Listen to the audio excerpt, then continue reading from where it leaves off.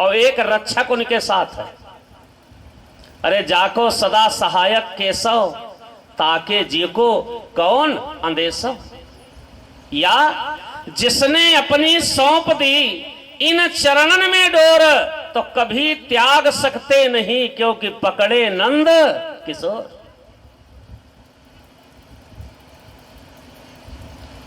भगवान नारायण ने अचानक पांचों पांडवों से कहा, जीत की पहली रात शत्रु के शिविर में बिताना चाहिए। देखो बचाने वाले की कला। अरे हम महाभारत का युद्ध जीत गए ये हम जानते हैं, दुश्मन कैसे जानेगा। जीत की पहली रात शत्रु के शिविर में काटा जाए तो बचे खुचे सैनिक भी तो जान जाएं कि हमने युद्ध जीत लिया। वो समर्पण कर देंगे, सिलेंडर कर देंगे। पांचों पांडवों को लेकर के भगवान नारायण दुर्योधन के शिविर में पहुंच गए और आधी रात में अचानक अश्वत्थामा आया। पांडव के शिविर में पांडव पुत्र सो रहे थे, उसने पांचों का सिर काटा और ले जाकर के कुर्राज दुर्योधन के सामने प्रस्तुत कर दिया। आज अगर भगवान ना हटाते तो पांडव मारे जाते, क्योंकि आज अश्वत्थामा भगवान भोलेनाथ की अघोर विद्या के कवच को पहना है, उसका सामना नारायण भी नहीं कर रहे। आज पांचों पांडव पुत्रों का सिर काट करके प्रस्तुत कर दिया। कुर्राज दुर्योधन ने जिस समय ध्यान से पांचों सिरों को देखा, बड़ी जोर से चिल्ला करके रोया, अरे अश्वत्थामा तूने कुरुवंश समाप्त कर दिया, कम से कम तिलांजल तो दे देते, तूने तो तिलांजल देने वाला भी नहीं रखा। और तत्काल दुर्योधन समाप्त हो गए। देखो दुष्ट प्रवृत्ति का व्यक्ति मरते मरते भी अपनी कला दिखा गया, है ना। मरने के पहले भी उसने आखिर पांडवों को निर्वीज ही कर दिया।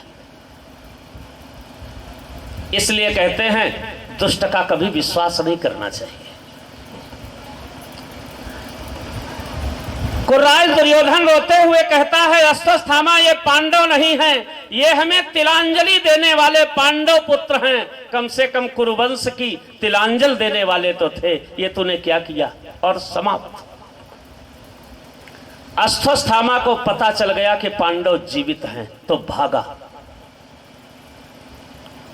और भाग करके कहां पहुंचा, जहां एक ना एक दिन सबको जाना पड़ेगा, संत की शरण में। देखो यदि यही पहले संत की शरण में पहुंच जाता तो आज अश्वत्थामा को बड़े गर्व से लोग आदरणीय पूजनीय कहते। लेकिन पहुंचा कब, वही दुर्योधन वाली बात, जब हाथ में कुछ ना रह गया तब।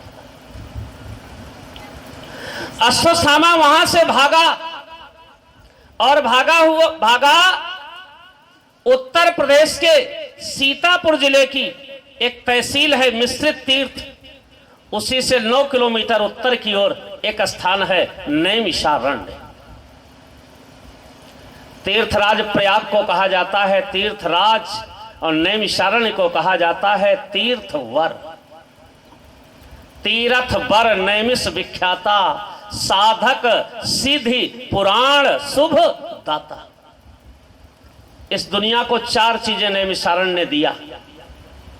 आज अज्ञानता के कारण लोग जरूर कह देते हैं, बोले विद्वता का केंद्र कहां है, कहते काशी। ध्यान देना, काशी विद्वता का वृक्ष हो सकता है, लेकिन बीज समझने की भूल न कर बैठना। बीज तो नैमिषारण्य है। कैसे? 4 वेदों में कौन सा वेद काशी में लिखा गया? एक भी नहीं। चारों वेदों की रचना नैमिषारण्य में हुई। 6 शास्त्रों में कौन सा शास्त्र काशी में लिखा गया? एक भी नहीं। 18 पुराणों में कौन सा पुराण काशी में लिखा गया? एक भी नहीं। सब नैमिषारण्य में लिखे। भगवान व्यास जी ने व्यासगद्दी व्यासपीठ। काशी विद्वता का वृक्ष हो सकता है, लेकिन बीज तो नैमिषारण्य है। इस घोर कलयुग में भी भगवान विष्णु का वहां पर सुदर्शन चक्र आज भी पड़ा हुआ है। अब जाकर के देखें ना नैमिष, आज भी भगवान नारायण का सुदर्शन चक्र पड़ा हुआ है। दुनिया में सब जगह कहीं अकाल होता है, कहीं भूकंप आता है, कहीं महामारी होती है, कहीं अतिवृष्टि होती है, लेकिन नैमिषारण्य की 84 कोस में कोई भी प्राकृतिक आपदा कभी नहीं आती है। ये 3 साल से सब कुछ हो रहा, वहां तब भी नहीं हो रहा। वो आरक्षित क्षेत्र है, भगवान नारायण के चक्र से सुरक्षित। आज भी भगवान नारायण का सुदर्शन चक्र वहां पड़ा हुआ है। तीर्थ वर नैमिष विख्याता, साधक सिद्धि पुराण शुभदाता। समाज को उसने साधना दिया, सिद्धि दिया, वेद दिए और पुराण दिए। भागा भागा अस्थस्थामा नैमिषारण्य तीर्थ पहुंच गया। भगवान व्यास जी कुटिया के बाहर, रात का 3रा प्रहर है, आज की भाषा में लगभग सुबह के 4 बजे। रात में सिर काटा और सुबह पहुंच गया प्रायश्चित करने। भगवान व्यास जी कुटिया के बाहर बैठे हैं, माला जप रहे हैं। अस्थस्थामा भगवान व्यास जी की कुटिया के अंदर घुस गया। इधर भगवान व्यास जी माला जप रहे, उन्हें नहीं पता हमारी कुटिया में कौन। इधर प्रातः काल 4 बजे भगवान नारायण 5 पांडवों को लेकर के जब पांडवों के शिविर में पहुंचे तो बिना सिर की 5 लाशें पड़ी थी। द्रौपदी विलाप कर रही है। आज द्रौपदी के 5 पुत्र मारे गए हैं, वो विलाप कर रही है। सामने बिना सिर की लाशें पड़ी हैं। करुण क्रंदन देख करके गांडीवधारी अर्जुन को क्रोध आ गया। उन्होंने हाथ में गांडीव धनुष लेकर के कहा, पांचाली, सूर्यास्त के पहले पहले पुत्रों का हत्यारा तेरे सामने लाकर वध कर दूंगा, नहीं तो स्वयं आत्मदाह करूंगा। ये अर्जुन की कठोर प्रतिज्ञा है। ऐसा कहकर के गांडीवधारी अर्जुन ने कहा, द्वारिकाधीश, रथ में घोड़े जोते जाएं। कन्हैया ने कहा, पार्थ में जीवन भर का तुम्हारा सारथी नहीं हूं, नौकर नहीं हूं, केवल युद्ध में तुम्हारा सारथी बना था। बस युद्ध खत्म, अब मैं द्वारिका का राजा हूं, तुम्हारा नौकर नहीं। गांडीवधारी अर्जुन ने कहा, त्रिलोकीनाथ, 5 पुत्रों की लाशें सामने पड़ी हैं, अभी युद्ध चल रहा है। कहां समाप्त हुआ युद्ध? जो आज्ञा कह करके भगवान नारायण ने रथ में घोड़े जोत दिए और हाथ जोड़कर बोले, किधर ले चले रथ को। अर्जुन कोई साधारण मनुष्य नहीं है, वो गीता सुन चुका है, वो जानता है कि ये कौन है। अर्जुन ने हाथ जोड़ करके कहा, दीनानाथ, हमारा रथ वहीं ले चलो जहां हमारे पुत्रों का हत्यारा छिपा। देखिए, और कोई होता तो कह देता पूरब चलो, पश्चिम चलो, उत्तर चलो, दक्षिण चलो, आग्नेय चलो, नैऋत्य चलो, वायव्य चलो, ईशान चलो, ऊर्ध्व चलो, भूमौ चलो, ये 10 दिशाएं होती। अर्जुन ने कहा, नारायण, मेरा रथ वहीं ले चलो जहां हमारे पुत्रों का हत्यारा छिपा हो। कन्हैया ने तुरंत घोड़ों की लगाम खींचा, कहा, जो आज्ञा। और बंधुओं, आकाश मार्ग में रथ को उड़ा दिया और देखते ही देखते भगवान वेदव्यास की कुटिया के सामने दीनानाथ ने जाकर के रथ जमीन पर उतार दिया। बोलो दीन बंधु भगवान की। सामने एक दिव्य रथ खड़ा है, सारथी के रूप में चरणों के पास बैठे हैं त्रिलोकीनाथ। क्या छवि है। और रथी के रूप में बैठे हैं गांडीवधारी अर्जुन।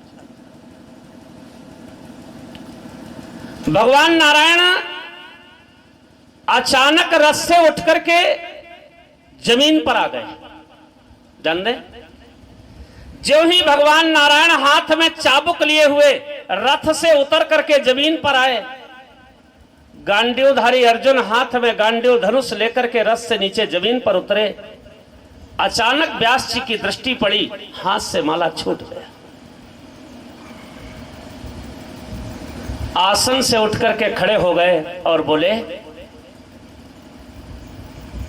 यदि मेरी बूढ़ी आंखें धोखा नहीं खा रही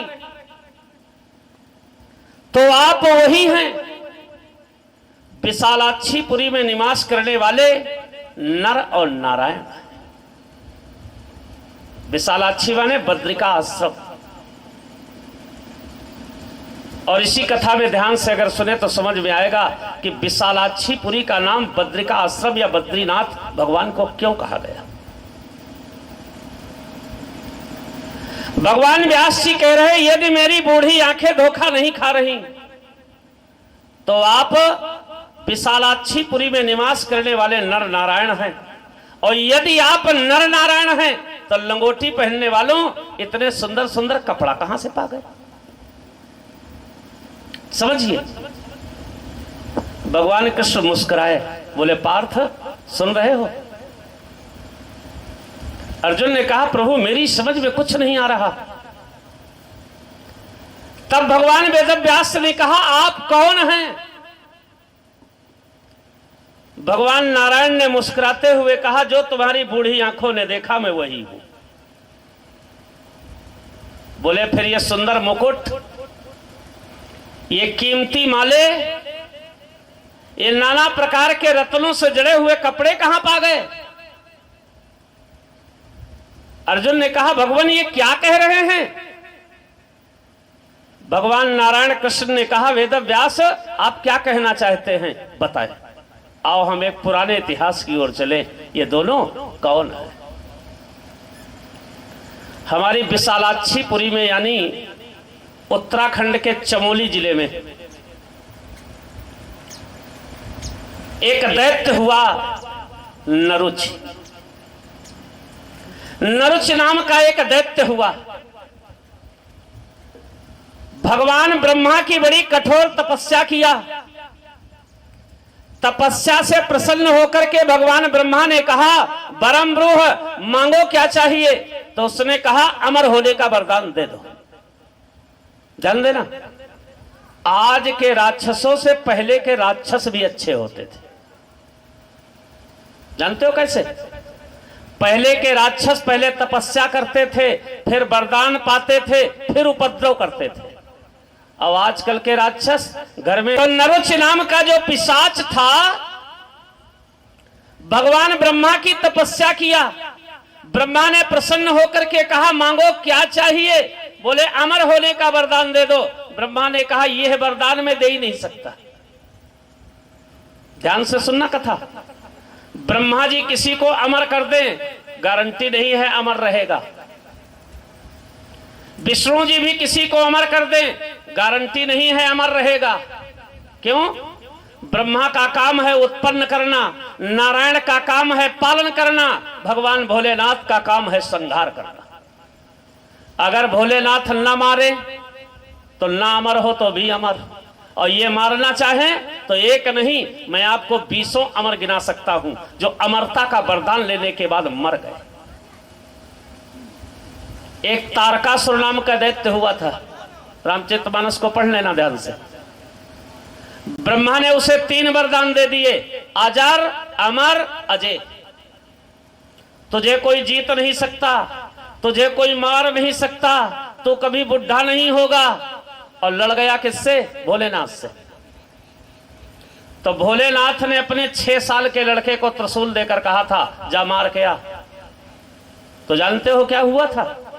अजर अमर रण जीत न जाई, हारे सुर कर विविध लड़ाई, तब जन्मे वो खटबदन कुमारा, और तारक असुर समर जही मारा। मरा कि नहीं मरा अमर। ये तो ब्रह्मा के अमर हैं। अब नारायण के आ जाओ। शिव महापुराण। विरूपाक्ष नाम का एक दैत्य था। भगवान विष्णु की तपस्या किया, विष्णु ने अमर कर दिया। उसने पार्वती पर कुदृष्टि डाली, भगवान भोलेनाथ ने मार डाला। दूसरा अमर भी मर गया। तीसरा स्वयं पार्वती जी ने एक को अमर कर दिया था, नाम रख दिया था लंबोदर। अमर कर दिया। भगवान भोलेनाथ जा रहे थे अपने घर में, लंबोदर ने रास्ता रोक लिया। भगवान भोलेनाथ ने सिर काट कर फेंक दिया और अमर गणेश को वध कर दिया। ये तीसरा प्रमाण है। अमर भी मारा गया। आज भी जब किसी के ग्रह खराब होते हैं तो नारायण का जाप करवाता है कोई नहीं। ब्रह्मा का नहीं, देवी जी का नहीं, हनुमान बब्बा का। यही होता है महामृत्युंजय जपो, अब वही रक्षा करे। अरे जिसका जो विभाग है वही तो देखेगा, जो जिसका विभाग होगा वही तो काम करेगा। इनका विभाग है विनाश। नरुच ने कहा मुझे एक वरन दे दो। ब्रह्मा ने कहा अमरता के अलावा कुछ भी मांग लो। तो नरुच ने कहा तो फिर हमारे शरीर में 1000 कवच बना दो, बुलेट प्रूफ कवच। ब्रह्मा ने कहा हो गए तेरे शरीर में 1000 कवच, दिया।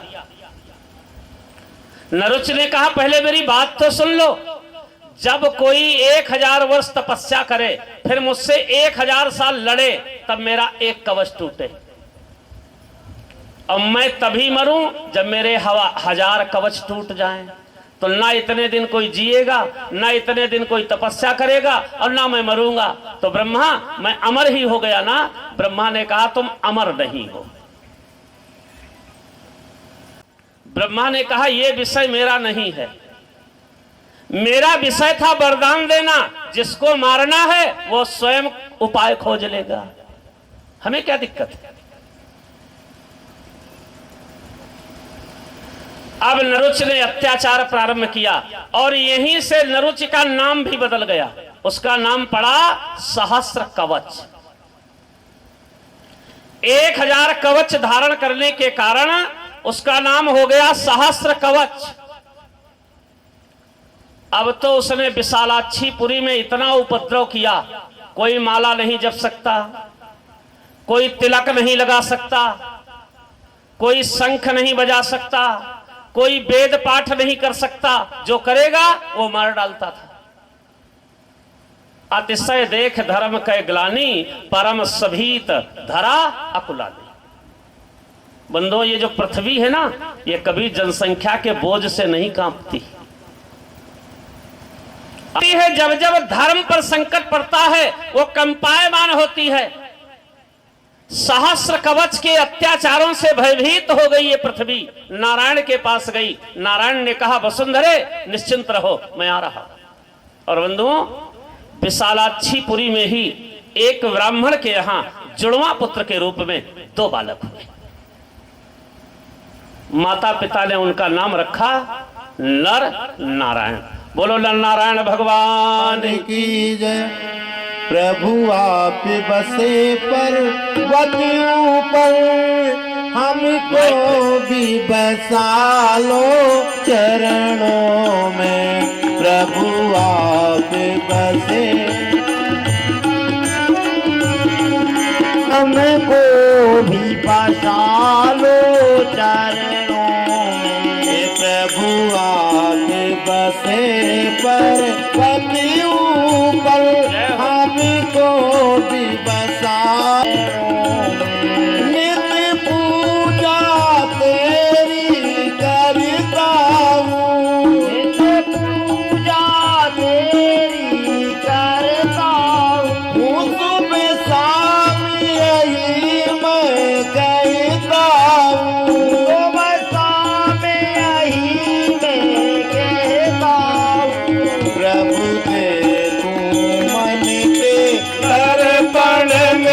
हमको भी बसा लो चरणों में। प्रभु आप बसे पर्वत ऊपर, हमको भी बसा लो चरणों में। प्रभु आप बसे पर्वत ऊपर, हमको भी बसा लो चरणों में।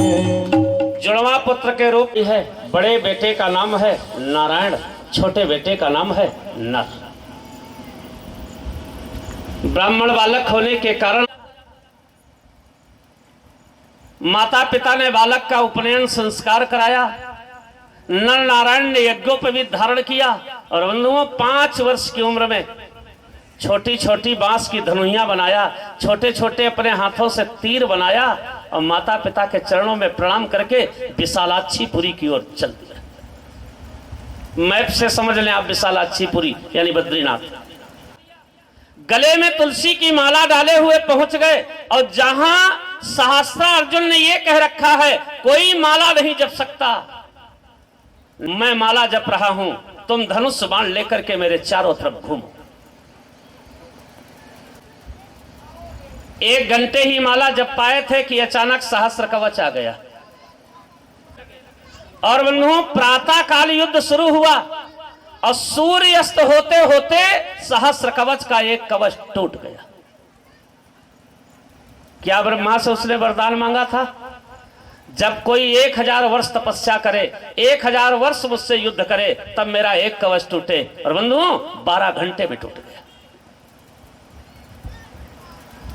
कुछ लोग कहते हैं विद्वानों ने मन की तो भागवत में लिख लिया है, चाहे जो वरदान लिख दो और चाहे जहां कवच तोड़ दो। ऐसा कुछ नहीं है, आप समझे तो। पृथ्वी के 1000 वर्ष बराबर बद्रिकाश्रम क्षेत्र के 12 घंटे, ये पैमाना है। यहां आप 1000 वर्ष तपस्या कर लें और बद्रिकाश्रम क्षेत्र में 12 घंटे तपस्या कर लें, फल बराबर है। तब तो माला टूटा, तब तो कवच टूटा। लेकिन कितने अभागे हैं लोग कि बद्रीनाथ और केदारनाथ क्षेत्र में भी लोग पाप करने जाते हैं। कहां होगा इसका प्रायश्चित? वहां भी लोग पिकनिक मनाने के हिसाब से जाते हैं, 0 डिग्री 3 डिग्री तापमान में घूमने जाते हैं।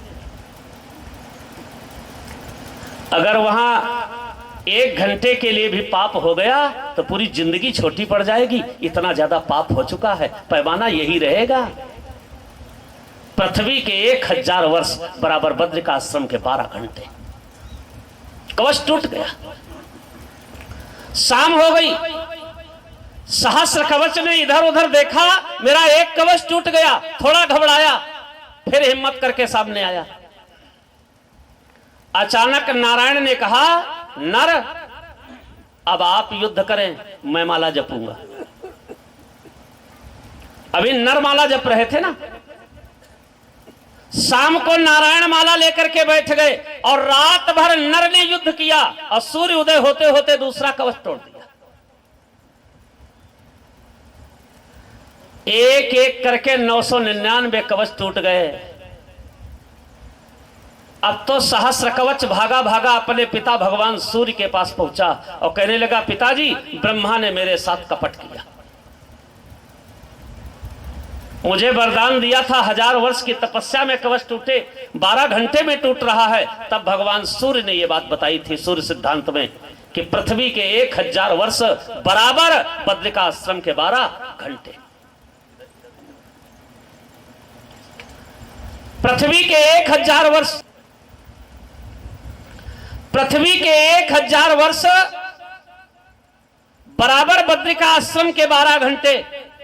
सहस्र कवच भागा भागा भगवान भास्कर अपने पिता के पास पहुंचा, सूर्य का औरस पुत्र है, और कहने लगा, मेरी रक्षा करो, केवल एक कवच मेरा बचा है। सूर्य ने कहा, मेरे पास रुक, नहीं तो वो मार डालेंगे नर नारायण।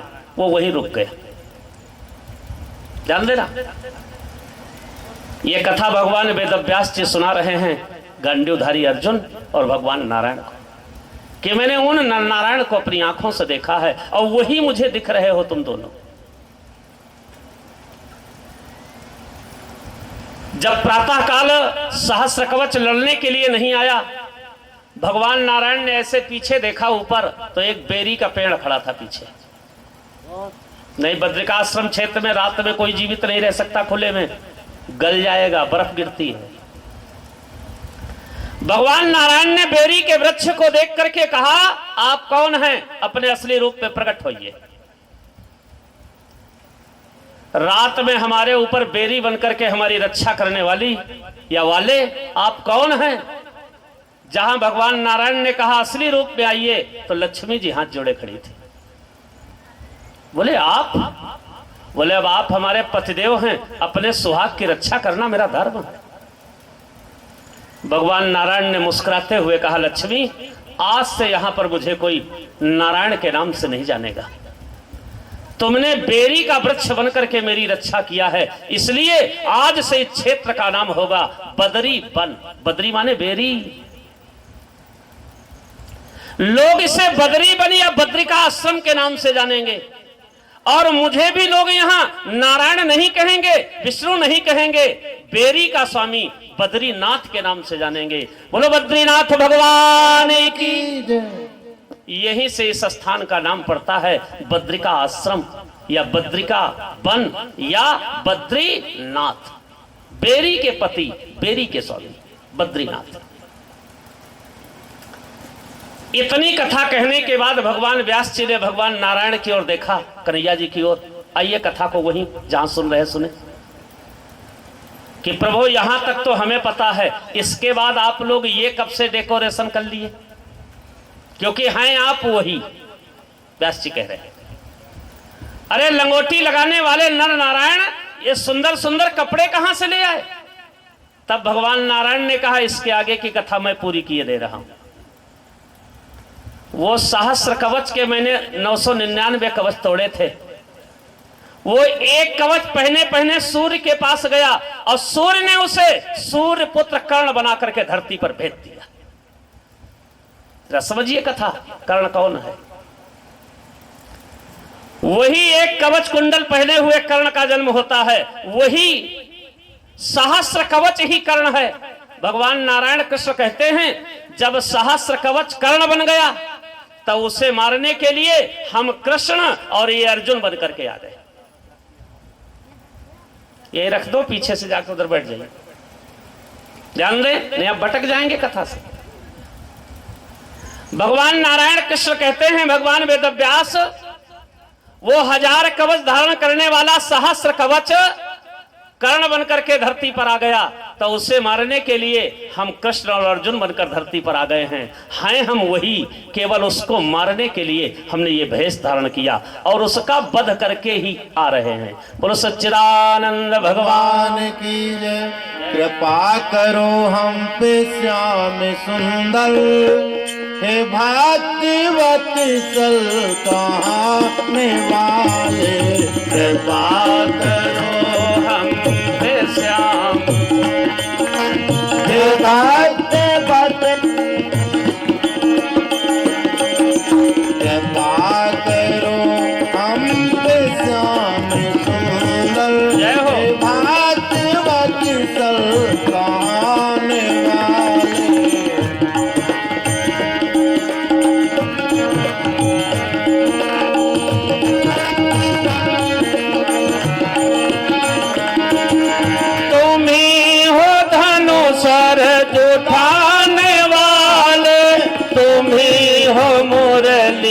बजाने वाले तुम्ही हो धनुआ उठाने वाले, तुम्ही हो मुरली बजाने वाले। तुम्ही हो धनुआ उठाने वाले, तुम्ही हो मुरली बजाने वाले। तुम्ही हो धनुआ उठाने वाले, हो मुरली बजाने वाले।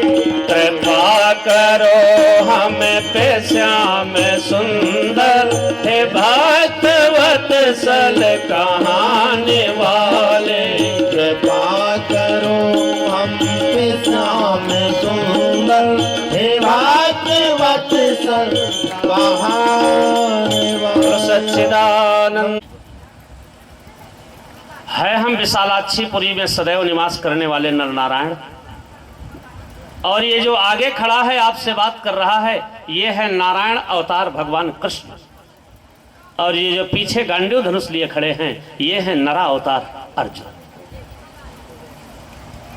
भगवान वेदव्यास ने कहा, अहो भाग्य, हे नर नारायण, हे जनार्दन और अर्जुन, अचानक आप हमारी कुटिया को पवित्र करने की कृपा कैसे कर दिया, ये भी तो बता दो। कन्हैया ने कहा, इनके पुत्रों का हत्यारा तुम्हारी कुटिया में छिपा बैठा है। जरा समझना कथा। भगवान व्यास जी ने कहा, मैं तो माला लिए बैठा हूं 1.5 घंटे से। हे केशव, मेरी कुटिया में ऐसा कोई व्यक्ति नहीं है केवल हमारी धर्म पत्नी आरुणी जी कुटिया में है और कोई नहीं है। भगवान व्यास की पत्नी का नाम है आरुणी, ये सुखदेव जी की माता जी।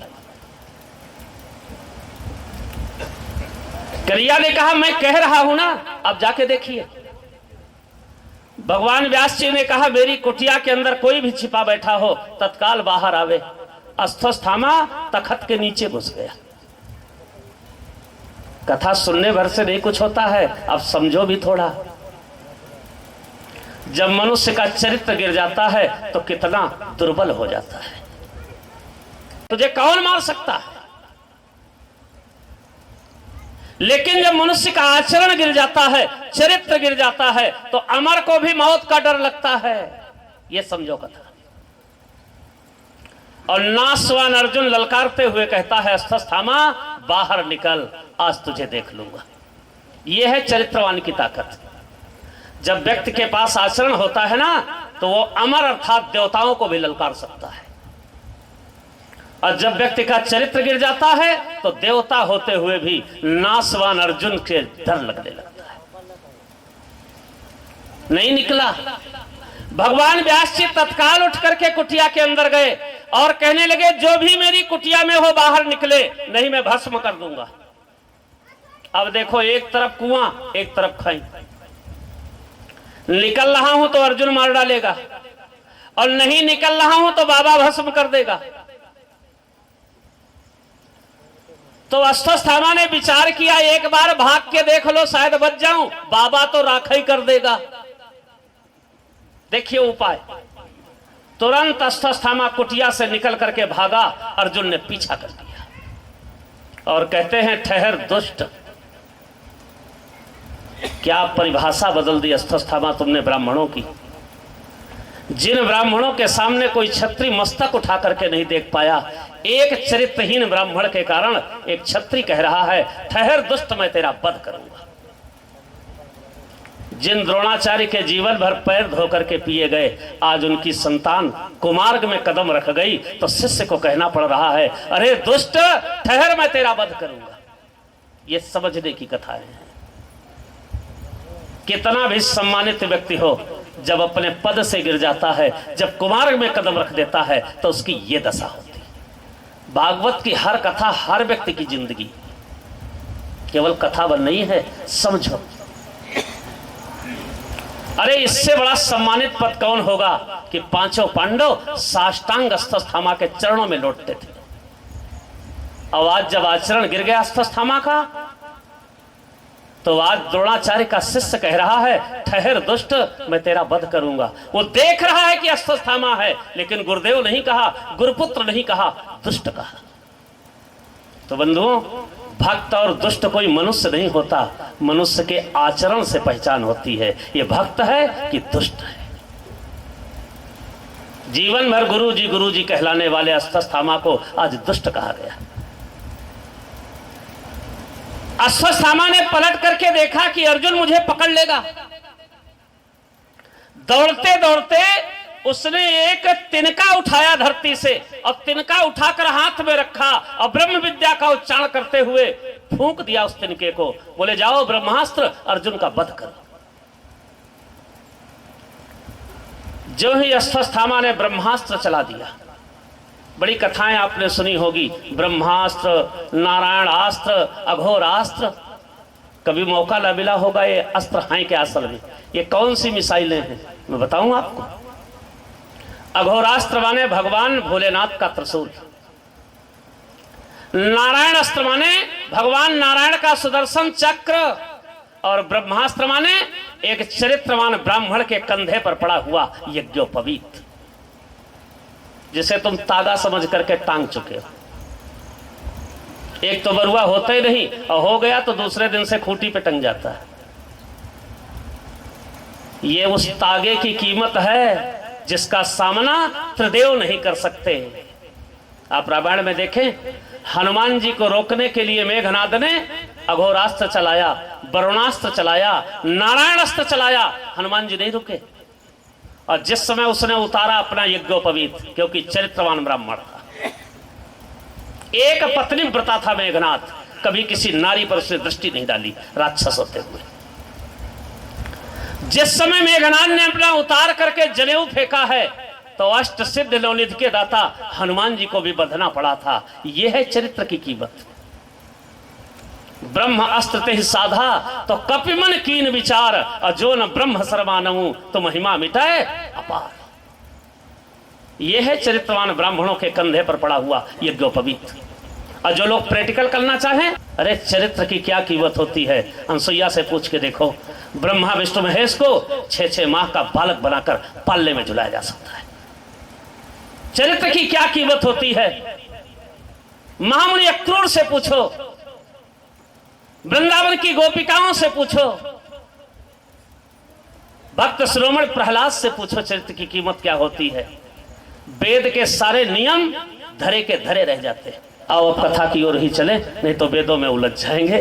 बोलो सच्चिदानंद भगवान की जय। श्रीमन नारायण नारायण नारायण श्रीमन नारायण नारायण नारायण श्रीमन नारायण नारायण नारायण श्रीमन नारायण नारायण नारायण भजमन नारायण नारायण नारायण भजमन नारायण नारायण नारायण हा नारायण जो नाम ले पाप होता सब छारायण श्रीमन नारायण नारायण नारायण पाप होते सब छारायण श्रीमन नारायण नारायण नारायण। बोलो सच्चिदानंद भगवान। भगवान की जय। केवल आचरण गिर जाने के कारण ब्राह्मण को दुष्ट कह दिया गया। आइए कथा पे, और वो भी किसके द्वारा? जिस गुरुदेव ने धनुष पर डोरी चढ़ा, तो बंधुओं भक्त और दुष्ट अपने कर्मों से मनुष्य हो जाता है। राम न मारे काहू को, राम न मारे काहू को, हत्यारे नहीं राम, अब खुद मानव मिट जाता है करी करी खोटे का। अपने कुकर्मों से सब कुछ हो जाता है, इसमें भगवान का कोई दोष नहीं। अश्वत्थामा ने अर्जुन को मारने के लिए ब्रह्मास्त्र चला दिया। ब्रह्मास्त्र क्या है? हवाओं की दिशा बदलने लगी। प्रकृति में जो वायु में शीतलता थी वो अपने आए, कहने लगे भगवान ये क्या हो रहा है। कन्हैया ने कहा, भगवान नारायण ने कहा, पार्थ अश्वत्थामा ने तुम्हें मारने के लिए ब्रह्मास्त्र चला दिया है। या मरना हमारे हाथ में नहीं है, ये तो आपके हाथ में है। जिसने अपनी सौंप दी प्रभु चरणन में डोर, कभी त्याग सकते नहीं क्योंकि पकड़े हैं नंद किशोर। कन्हैया ने कहा, पार्थ मैं ब्रह्मास्त्र को नहीं काट सकता। अर्जुन ने कहा, मैं कहां कह रहा हूं आप ब्रह्मास्त्र काटे। अरे दीनानाथ, इस संसार में मरूंगा भी तो आपका होकर के मरूंगा, मुझे गर्व है मरने में। अरे आपका होकर के मर जाना भी तो बड़े गर्व की बात है। दुनिया में धन के लिए लोग मर रहे, पत्नी के लिए लोग मर रहे, बेटे के लिए लोग मर रहे। अरे भगवान का होके कोई मर के तो देखे। वो मरेगा नहीं, अमर हो जाएगा।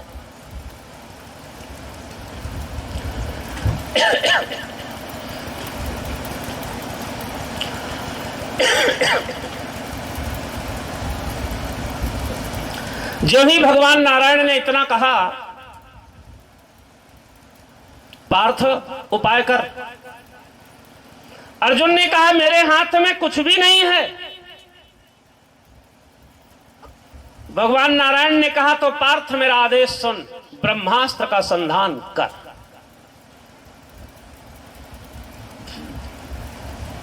गुरुदेव द्रोणाचार्य के द्वारा दी गई जो ब्रह्म विद्या है, उस ब्रह्मास्त्र का तू भी संधान कर। अर्जुन ने कहा, जो आज्ञा। और बंधुओं, ये दिव्यास्त्र यद्यपि निषेध है, फिर भी अर्जुन ने भगवान का आदेश पाकर के ब्रह्मास्त्र चला दिया। उधर से ब्रह्मास्त्र आ रहा है अर्जुन को मारने, इधर से ब्रह्मास्त्र जा रहा है अश्वत्थामा को मारने। मार्ग एक ही है, दोनों आपस में टकराएंगे। भगवान व्यास जी ने दोनों को दिव्यास्त्र चलाते देखकर कहा, मूर्खों क्या कर रहे हो। दौड़कर भगवान व्यास जी ने दोनों के अस्त्र अपने एक एक हाथ में पकड़ लिया। यह है संत की गरिमा, यह है संत का पावर, यह है तपस्या का प्रभाव। ऐसे नहीं लिखा तप आधार सब सृष्टि भवानी। जो असंभव है तपस्या से वो भी संभव हो रहा है। तपबल रचई प्रपंच विधाता, तपबल विष्णु सकर सुर त्राता, और तप से अगम न कछु संसारा। दुनिया में कुछ भी असंभव नहीं है अगर आपके पास तप है। भगवान वेद व्यास ने दोनों के अस्त्र पकड़ लिए एक एक हाथ से और कहने लगे, मूर्खों अपना अपना अस्त्र वापस करो, प्रलय हो जाएगी। अर्जुन ने तुरंत अपना अस्त्र वापस कर लिया। भगवान व्यास जी ने कहा, अश्वत्थामा तू अपना अस्त्र क्यों नहीं वापस कर रहा। अश्वत्थामा ने रोते हुए कहा, मुझे वापस करना नहीं आता। बंधुओं, कुछ लोग ऐसे होते हैं जिनकी कीमत लोग बाद में जान पाते। आज भगवान व्यास जी को पता चला कि द्रोणाचार्य कैसे गुरु थे। अश्वत्थामा ने रोते हुए कहा, मुझे वापस करना नहीं आता। भगवान व्यास ने कहा, किस मूर्ख ने तुझे चलाना सिखा दिया जब वापस करना नहीं आता। तो अश्वत्थामा ने रोते हुए कहा, मेरे पिता द्रोणाचार्य अर्जुन को ब्रह्मास्त्र सिखा रहे थे, मैंने छुप करके चोरी से चलाना सीखा था। लेकिन जिस दिन वापस करना बताना था मैं वहां नहीं पहुंच पाया गुरुदेव, इसलिए मुझे वापस करना नहीं आता। भगवान व्यास जी ने कहा, धन्य हो द्रोणाचार्य, तुम सच्चे गुरु थे। एक वो गुरु हैं जो शिष्य को देने के लिए पुत्र को बलिदान कर देते हैं, और एक आजकल के ढोंगी गुरु बाबा हैं जो शिष्यों को लूटते हैं और पुत्रों के लिए हवेलियां खड़ी कर रहे हैं। वो भागवत से समझे गुरु माने होता क्या है। जो पुत्र को न्यौछावर कर देता है अपने शिष्य के लिए, वो गुरु कहलाता है। और आजकल के गुरु बाबा चल बोल शिष्यों को लूट रहे हैं और पुत्रों के लिए हवेलियां खड़ी कर रहे हैं। ये गुरु नहीं है, ये गुरु शब्द के कलंक है। गुरु हो ही नहीं सकते। गुरु तो अपने को न्यौछावर कर देता है अपने शिष्यों के प्रति। क्या द्रोणाचार्य ने नहीं किया? अपने को बलिदान कर दिया, लेकिन अपने शिष्य को नहीं हारने दिया। यह है द्रोणाचार्य। अगर उन्होंने कह दिया है मेरा अर्जुन विश्व का सर्वश्रेष्ठ धनुर्धर है, तो भले द्रोणाचार्य कहते मेरे प्राण चला जाए, मेरा शिष्य जीतेगा। और अगर द्रोणाचार्य रास्ते से ना हटते तो अर्जुन कभी विश्व के सबसे बड़े धनुर्धर न हो पाते। यह है गुरु की परिभाषा। क्या द्रोणाचार्य नहीं जानते थे आगे चल करके मेरे बेटे का और शिष्य का सामना हो जाएगा? फिर उसने क्यों नहीं बताया अश्वत्थामा को? गुरु सदैव अपने शिष्य के लिए सब कुछ करता है, पुत्र के लिए नहीं। पुत्र के लिए केवल वो पिता धर्म का पालन करता है बस। जो उसके पिताजी दे गए हैं वो पुत्र को देगा, लेकिन जो गुरु द्वारा पाई विद्या है वो शिष्य को दी जाती है, पुत्र को नहीं। और जो गुरु बाबा अपने लड़के को भी गुरु बाबा बनाए, वो फ्रॉड कर रहे हैं समाज में। गुरु का लड़का कभी गुरु नहीं होता। गुरु एक पावर होता है जो किसी किसी पर सीधे उतरता है। जरूरी है कि लड़के पर भी उतर जाए। करोड़ों में एक आधे होते हैं जिन पर सीधे उसका पावर उतर करके उसे समाज में गुरु बना देता है। मैं ज्यादा तो नहीं जानती। कहते हैं अश्वत्थामा द्रोणाचार्य सच्चे गुरु थे। पुत्र, यदि तुझे ब्रह्मास्त्र वापस करना नहीं आता तो चलाया क्यों? चला ही दिया है ना, तो दिशा बदल दे, दिशा बदल दे। तूने अश्वत्थामा जो भी ब्रह्मास्त्र से कहा हो कुछ और कह दे यहां से अलग चला जाए। इतने में दौड़ करके गांडीवधारी अर्जुन ने अश्वत्थामा को पकड़ लिया। वो इतना ही कह पाया था, ए मेरे ब्रह्मास्त्र ठहरो। अभी दिशा नहीं दे पाया। आगे आप कथा में सुनना, एक ब्राह्मण जब नीचता पर आता है तो कितने नीचे गिर सकता है। ये भी भागवत में यही मिलेगी कथा।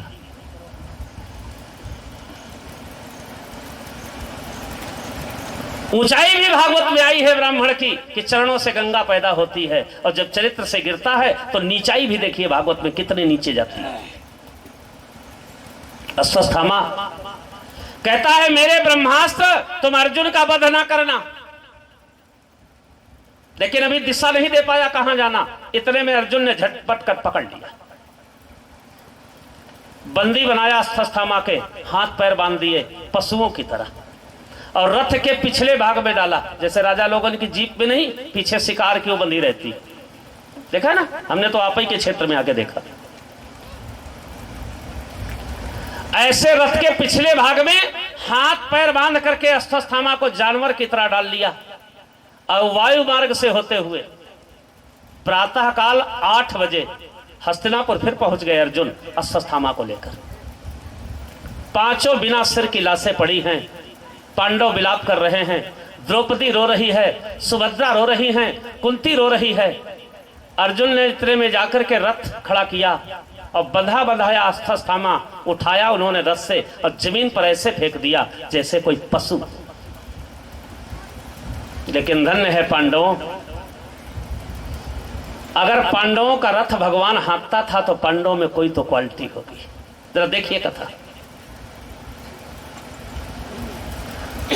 अश्वत्थामा को बंधा बंधाया फेंका जिस समय गांडीवधारी अर्जुन ने, अचानक द्रौपदी की दृष्टि पड़ गई।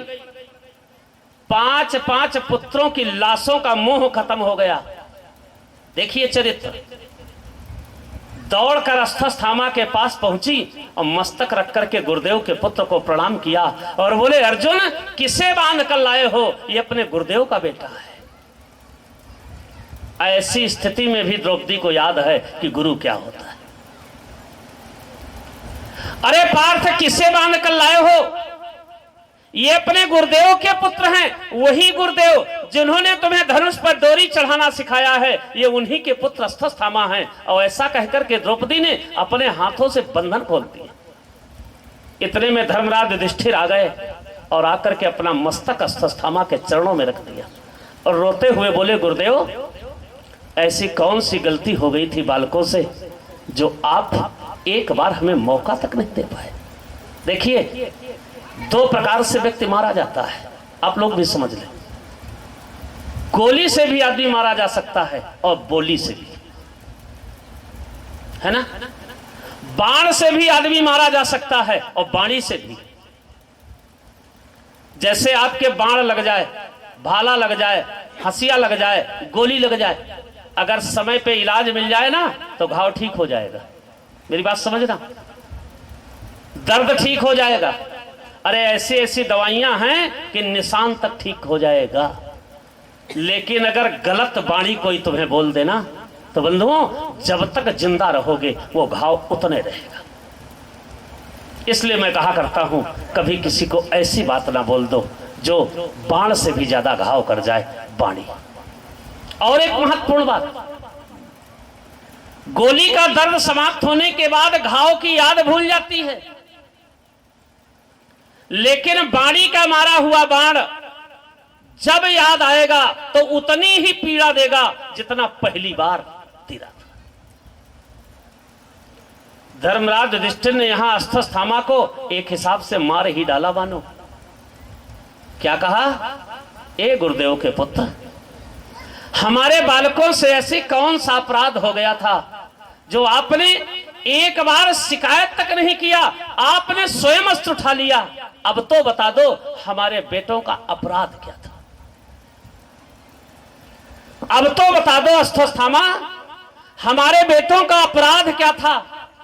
जहां इतना कहा अश्वत्थामा तुरंत उठ करके खड़ा हो गया और कहता राजेंद्र मैं ब्राह्मण कहलाने लायक नहीं, जिसके मैंने 5 पुत्रों के सिर काट दिए और वो लाशें सामने पड़ी हैं, और एक माता पिता अपने पुत्रों का मोह त्याग करके गुरुदेव के बेटे का सम्मान कर रहे हैं।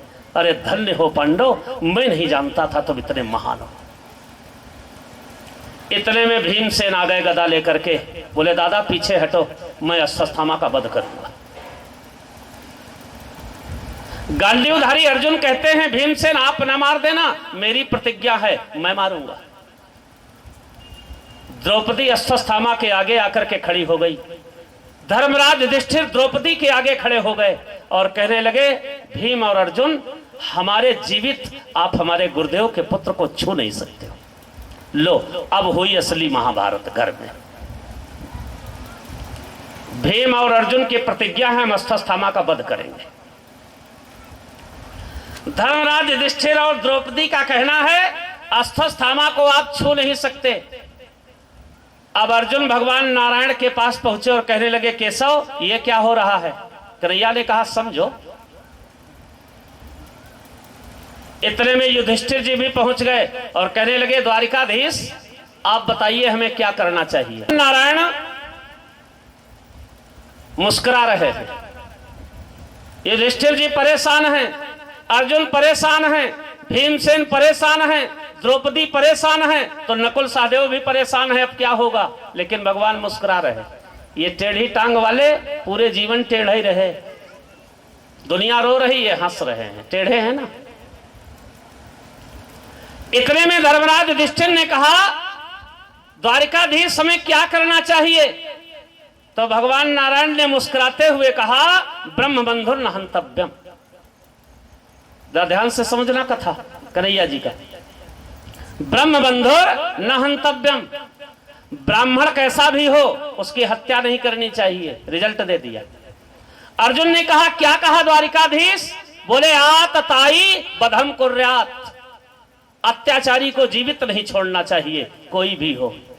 अर्जुन ने हाथ जोड़े, बोले, अच्छे पंच मिले हो, बड़ा अच्छा न्याय किया। चोर से कह रहे हो चोरी करो, साहूकार से कह रहे हो जागते रहो। देखो फैसला भगवान ने क्या, कितना बढ़िया फैसला दे दिया। युधिष्ठिर से कहते हैं, ब्राह्मण को कभी मारना नहीं चाहिए। अर्जुन ने कहा, क्या कहा द्वारिकाधीश? बोले, आतताई बधम कुर्यात, अत्याचारी को जीवित नहीं छोड़ना चाहे जो हो। तो अर्जुन ने कहा, आप कह क्या रहे हैं? बोले, अब तुम समझो। यह है टेढ़ी टांग वाले की टेढ़ी लीला। युधिष्ठिर से कहते हैं, इसे मारना नहीं, क्योंकि वो कहते हैं नहीं मारने दूंगा। अब अर्जुन से कह रहे हैं, इन्हें छोड़ना नहीं। अब धर्मराज युधिष्ठिर तो वहां से चले गए, उनके तो समझे में कुछ नहीं आया। जब अर्जुन ने निराश होकर के कहा, प्रभु आप कह क्या रहे हैं? बोले, आपने हमारी गीता सुनी है। अर्थ लगा। जब आचार्य स्टूडेंट को पढ़ाता है ना, तो साल भर पढ़ाता है, फिर परीक्षा लिया करता है ना। तो भगवान ने गांडीवधारी अर्जुन को युद्ध शुरू होने के पहले गीता सुनाया था। अब युद्ध समाप्त होने पर परीक्षा हो रही है, ये समझिए आप। क्योंकि कन्हैया ने इशारे में कह दिया, अर्जुन तुमने हमारी गीता सुना है ना। अर्थ लगाओ। तुरंत अर्जुन के मस्तिष्क में एक सूत्र आया, सम्मानित व्यक्ति का अपमान मृत्यु से भयानक होता है। देखो आ गया सूत्र समझ में। गांडीवधारी अर्जुन की समझ में आया कि भगवान नारायण ने कहा था, सम्मानित व्यक्ति का अपमान मृत्यु से भयानक होता है। तुरंत समझ में आ गया। झपट कर अर्जुन ने अश्वत्थामा का हाथ पकड़ा, बोले, निकल जा मेरे दरबार से, हत्यारे कहेंगे। मुंह ना दिखा देना। हाथ पकड़ करके जहां धक्का मारा अर्जुन ने, कन्हैया मुस्कुराए, लग रहा सच्चा चेला है मेरा, समझ गया। धर्मराज युधिष्ठिर की भी बात रह गई और अर्जुन की भी प्रतिज्ञा पूरी हो गई। सम्मानित व्यक्ति के अपमान मृत्यु के समान होता है। अपमानित होकर के अश्वत्थामा चल तो दिया, लेकिन बार बार पलट करके देख रहा है, मानो कह रहा है मैं भूलूंगा नहीं, बदला लूंगा। इतने में अश्वत्थामा को याद आ गया कि मेरा ब्रह्मास्त्र तो मेरे सामने खड़ा है। मैंने अपने ब्रह्मास्त्र से कहा है अर्जुन का वध न करना, और इतना कह के इसने मुझे पकड़ लिया था। तो तुरंत उसने फिर से धूल उठाई और बोले, मेरे ब्रह्मास्त्र, अब मैं तुझे लक्ष्य बता रहा हूं, जा। इस गांडीवधारी अर्जुन के पुत्र अभिमन्यु की विधवा पत्नी उत्तरा के गर्भ में 5 माह का बालक है। मेरे ब्रह्मास्त्र जाकर के उसे नष्ट कर। हद हो गई नीचता की। क्यों ना भगवान व्यास जी को मजबूर होकर लिखना पड़ा हो, नीच ब्राह्मण। इतना नीचे उतर गया अश्वत्थामा। गांडीवधारी अर्जुन के पुत्र अभिमन्यु की विधवा पत्नी उत्तरा के गर्भ में 5 माह का बालक है। अश्वत्थामा कह रहा है मेरे ब्रह्मास्त्र जाकर के उत्तरा का गर्भ नष्ट कर दे, पांडव निर्बीज हो जाएंगे। ऐसा कहकर के जहां उसने मिट्टी जमीन पर फेंकी, भगवान नारायण से ना रहा गया, झपट कर अश्वत्थामा के बाल पकड़े, बोले पार्थ ये मस्तक की मणि निकाल ले, अब ये ब्राह्मण कहलाने लायक नहीं रहा। ब्राह्मण तो दूसरे का कल्याण करने के लिए धरती पर आता है, और जब इतने नीचता पर उतर जाएगा वो कैसा ब्राह्मण? जो ब्रह्म तेज की मणि उसके मस्तक पर चमक रही थी, भगवान नारायण ने तुरंत वो मणि निकाल लिया। अब मणि निकालने के बाद धक्का देते हुए बोले एक आशीर्वाद लेता जा अश्वत्थामा, हर कर्म का फल मिलता है ना, तो तू भी तो आशीर्वाद ले ले। प्राणी को जितना कष्ट मरते समय होता है उतना कष्ट तब तक रहेगा जब तक तू जीवित रहेगा और तू अमर है। ऐसा कहकर के भगवान नारायण ने अश्वत्थामा को विदा कर दिया और 5 पांडवों ने अपने पुत्रों का दाह संस्कार किया। अब उसके आगे महामुनि मैत्रेय कहते हैं महात्मा विदुर, तुम्हारे चले आने के बाद हस्तिनापुर में यह हुआ। बोलो सच्चिदानंद भगवान की जय। भला बातचीत यहाँ ना करे बेटा, या तो घर जाइए या बैठिए, तो 1-2 लोग खड़े हो जाओ उधर। किसी का मत करना, पुष्प नहीं बन सकते हो तो कांटे बन कर मत चुभना, बल कर मत रहना। भला किसी का कर न सको तो बुरा किसी का मत करना, किसी का मत करना, पुष्प नहीं बन सकते हो तो कांटे बन कर मत चुभना। बन न सको भगवान अगर तुम कम से कम इंसान बनो, नहीं कभी हैवान बनो तुम, नहीं कभी शैतान बनो, बनना भगवान बनो तुम, नहीं कभी शैतान इधर से बनो।